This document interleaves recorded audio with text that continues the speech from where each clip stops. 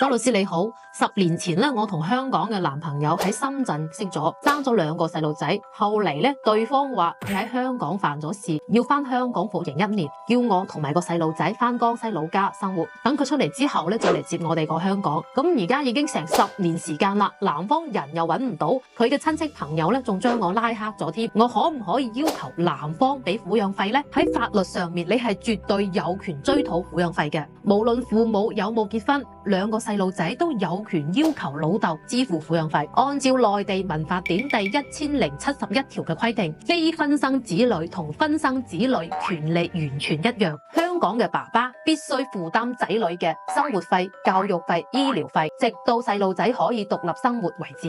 咁樣點樣起訴先至係最實際嘅呢？雖然男方係香港人，但係你係完全可以喺內地法院起訴嘅。優先選擇嘅係男方喺內地嘅居住地法院。例如，如果佢係喺深圳住嘅，你可以喺深圳嘅法院起訴。但係如果男方嘅戶口同埋而家嘅居住地都係喺香港嘅，咁就要換到原告嘅所在地法院啦，亦即係仔女長期生活嘅江西當地法院。咁喺起訴撫養費嗰陣時咧，必須要準備嘅材料有邊一啲呢？首先就係仔女嘅出世紙，上面寫清楚邊個係爸爸，邊個係媽媽。第二，你同埋男方嘅身份證複印件。咁如果你冇身份證複印件嘅，有佢嘅回鄉證都係 OK 噶。第三，其他嘅親子證明，譬如你哋舊時嘅合照、聊天記錄、男方過往俾錢嘅記錄等等。咁撫養費嘅計算基準又係點樣確定嘅呢？按照民法典第1085條嘅規定，第一，有固定收入嘅，按照每月收入嘅20%到30%嚟俾。如果係2個細路仔嘅，最高可以提高到50%啦。第二，